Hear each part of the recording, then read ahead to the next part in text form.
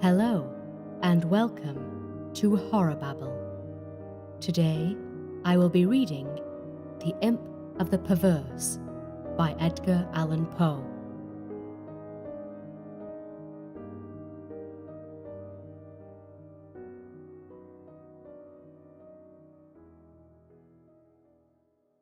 The Imp of the Perverse by Edgar Allan Poe. In the consideration of the faculties and impulses of the prima mobilia of the human soul, the phrenologists have failed to make room for a propensity which, although obviously existing as a radical, primitive, irreducible sentiment, has been equally overlooked by all the moralists who have preceded them. In the pure arrogance of the reason, we have all overlooked it. We have suffered its existence to escape our senses, solely through want of belief, of faith, whether it be faith in revelation or faith in the Kabbalah. The idea of it has never occurred to us, simply because of its supererogation. We saw no need of the impulse, for the propensity. We could not perceive its necessity. We could not understand, that is to say, we could not have understood had the notion of this primum mobile ever obtruded itself. We could not have understood in what manner it might be made to further the objects of humanity, either temporal or eternal. It cannot be denied that phrenology and, in great measure, all metaphysicianism have been concocted a priori. The intellectual or logical man, rather than the understanding or observant man, set himself to imagine designs, to dictate purposes to God. Having thus fathomed, to his satisfaction, the intentions of Jehovah, out of these intentions he built his innumerable systems of mind. In the matter of phrenology, for example, we first determined, naturally enough, that it was the design of the deity that man should eat. We then assigned to man an organ of alimentiveness, and this organ is the scourge with which the deity compels man, willy-nilly, into eating. Secondly, having settled it to be God's will that man should continue his species, we discovered an organ of amativeness forthwith. And so, with combativeness, with ideality, with causality, with constructiveness. So, in short, with every organ, whether representing a propensity, a moral sentiment, or a faculty of the pure intellect. And in these arrangements of the principia of human action, the Spurzheimites, whether right or wrong, in part or upon the whole, have but followed, in principle, the footsteps of their predecessors, deducing and establishing everything from the preconceived destiny of man, and upon the ground of the objects of his Creator. It would have been wiser, it would have been safer, to classify, if classify we must, upon the basis of what man usually or occasionally did, and was always occasionally doing, rather than upon the basis of what we took it for granted the deity intended him to do. If we cannot comprehend God in his visible works, how then, in his inconceivable thoughts that call the works into being? If we cannot understand him in his objective creatures, how then, in his substantive moods and phases of creation? Induction, a posteriori, would have brought phrenology to admit, as an innate and primitive principle of human action, a paradoxical something, which we may call perverseness, for want of a more charismatic term. In the sense I intend, it is, in fact, a mobile without motive, a motive not motivert. Through its promptings, we act without comprehensible object, or, if this shall be understood as a contradiction in terms, we may so far modify the proposition as to say that through its promptings we act for the reason that we should not. In theory, no reason can be more unreasonable, but, in fact, there is none more strong. With certain minds, under certain conditions, it becomes absolutely irresistible. I am not more certain that I breathe than that the assurance of the wrong or error of any action is often the one unconquerable force which impels us, and alone impels us to its prosecution. Nor will this overwhelming tendency to do wrong for the wrong's sake admit of analysis or resolution into ulterior elements. It is a radical, a primitive impulse elementary.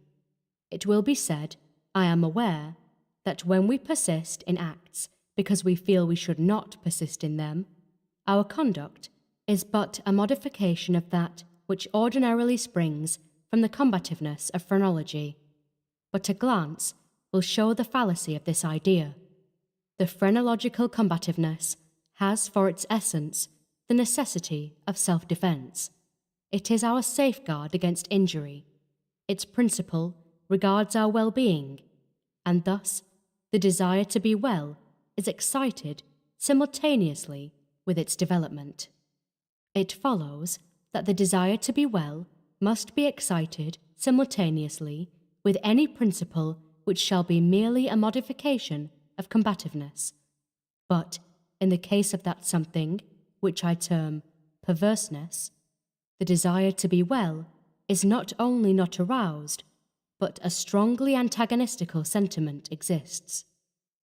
An appeal to one's own heart is, after all, the best reply for the sophistry just noticed. No one who trustingly consults and thoroughly questions his own soul will be disposed to deny the entire radicalness of the propensity in question. It is not more incomprehensible than distinctive. There lives no man who at some period has not been tormented, for example, by an earnest desire to tantalize a listener by circumlocution. The speaker is aware that he displeases. He has every intention to please. He is usually curt, precise, and clear. The most laconic and luminous language is struggling for utterance upon his tongue.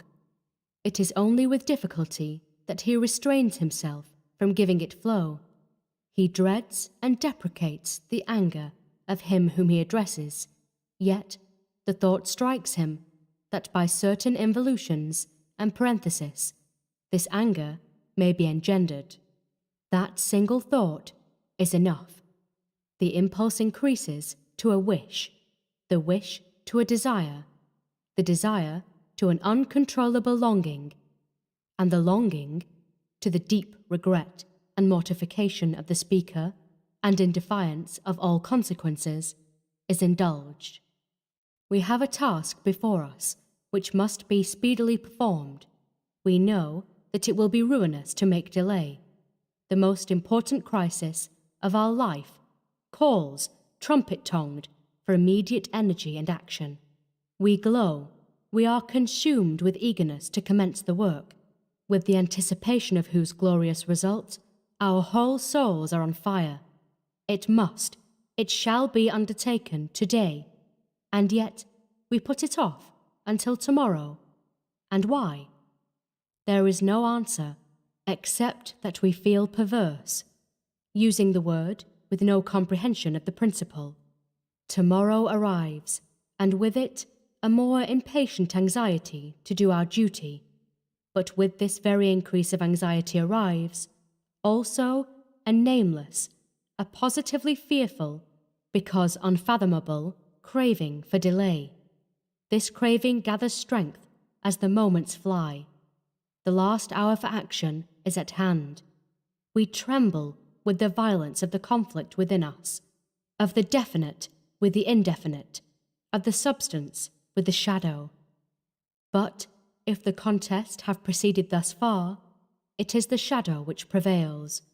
We struggle in vain. The clock strikes, and is the knell of our welfare. At the same time, it is the chanticleer, note to the ghost that has so long overawed us. It flies, it disappears. We are free. The old energy returns. We will labour now. Alas, it is too late. We stand upon the brink of a precipice. We peer into the abyss. We grow sick and dizzy. Our first impulse is to shrink from the danger. Unaccountably, we remain. By slow degrees, our sickness and dizziness and horror become merged in a cloud of unnameable feeling. By gradations still more imperceptible, this cloud assumes shape, as did the vapour from the bottle out of which arose the genius in the Arabian Nights. But out of this, our cloud upon the precipice's edge, there grows into palpability a shape far more terrible than any genius or any demon of a tale, and yet it is but a thought, although a fearful one, and one which chills the very marrow of our bones with the fierceness of the delight of its horror.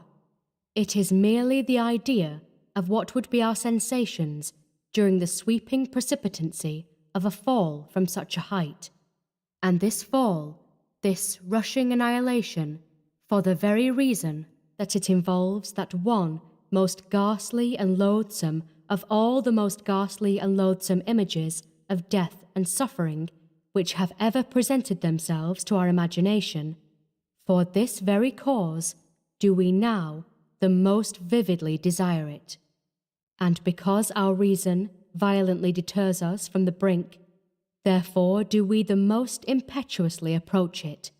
There is no passion in nature so demoniacally impatient as that of him who, shuddering upon the edge of a precipice, thus meditates a plunge. To indulge for a moment in any attempt at thought is to be inevitably lost, for reflection but urges us to forbear, and therefore it is, I say, that we cannot. If there be no friendly arm to check us, or if we fail in a sudden effort to prostrate ourselves backward from the abyss, we plunge and are destroyed. Examine these similar actions as we will, we shall find them resulting solely from the spirit of the perverse. We perpetrate them because we feel that we should not. Beyond or behind this, there is no intelligible principle, and we might, indeed, deem this perverseness a direct instigation of the arch-fiend, were it not occasionally known to operate in furtherance of good. I have said thus much that in some measure I may answer your question, that I may explain to you why I am here, that I may assign to you something that shall have at least the faint aspect of a cause for my wearing these fetters and for my tenanting this cell of the condemned. Had I not been thus prolix, you might either have misunderstood me altogether, or, with the rabble, have fancied me mad. As it is, you will easily perceive that I am one of the many uncounted victims of the imp of the perverse. It is impossible that any deed could have been wrought with a more thorough deliberation. For weeks, for months, I pondered upon the means of the murder. I rejected 1,000 schemes, because their accomplishment involved a chance of detection. At length, in reading some French memoirs, I found an account of a nearly fatal illness that occurred to Madame Pilau through the agency of a candle accidentally poisoned. The idea struck my fancy at once. I knew my victim's habit of reading in bed. I knew, too, that his apartment was narrow and ill-ventilated. But I need not vex you with impertinent details. I need not describe the easy artifices by which I substituted, in his bedroom candle-stand, a wax light of my own making for the one which I there found. The next morning, he was discovered dead in his bed, and the coroner's verdict was death by the visitation of God. Having inherited his estate, all went well with me for years, The idea of detection never once entered my brain. Of the remains of the fatal taper, I had myself carefully disposed. I had left no shadow of a clue by which it would be possible to convict, or even to suspect me of the crime. It is inconceivable how rich a sentiment of satisfaction arose in my bosom as I reflected upon my absolute security. For a very long period of time, I was accustomed to revel in this sentiment. It afforded me more real delight than all the mere worldly advantages accruing from my sin. But there arrived, at length, an epoch from which the pleasurable feeling grew, by scarcely perceptible gradations, into a haunting and harassing thought. It harassed because it haunted. I could scarcely get rid of it for an instant. It is quite a common thing to be thus annoyed with the ringing in our ears, or rather in our memories, of the burthen of some ordinary song, or some unimpressive snatches from an opera. Nor will we be the less tormented if the song in itself be good, or the opera air meritorious. In this manner, at last, I would perpetually catch myself pondering upon my security, and repeating, in a low undertone, the phrase, "I am safe." One day, whilst sauntering along the streets, I arrested myself in the act of murmuring, half aloud, these customary syllables. In a fit of petulance, I remodelled them thus: "I am safe. I am safe. Yes, if I be not fool enough to make open confession." No sooner had I spoken these words than I felt an icy chill creep to my heart. I had had some experience in these fits of perversity, whose nature I have been at some trouble to explain, and I remembered well that in no instance I had successfully resisted their attacks. And now my own casual self-suggestion that I might possibly be fool enough to confess the murder of which I had been guilty confronted me as if the very ghost of him whom I had murdered, and beckoned me on to death.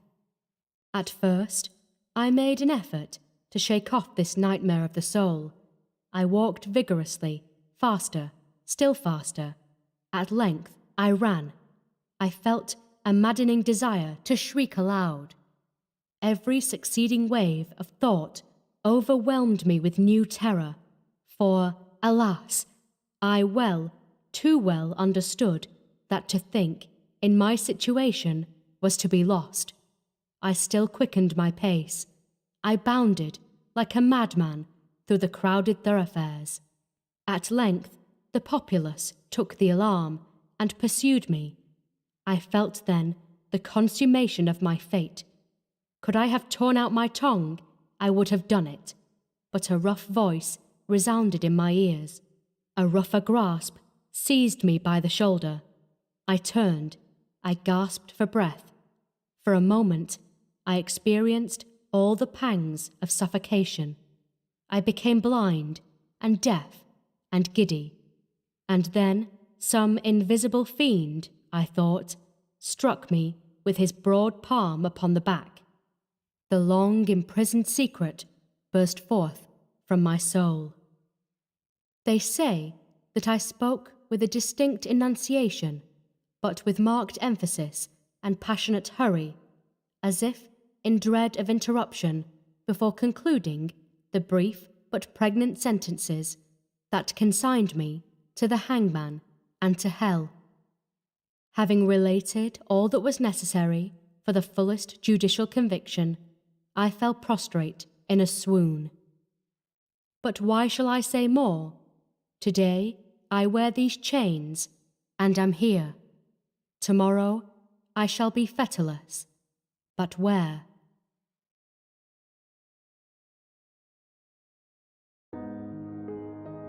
Thanks for listening. If you enjoyed this reading, follow the links on screen to other readings here at HorrorBabble. Until next time,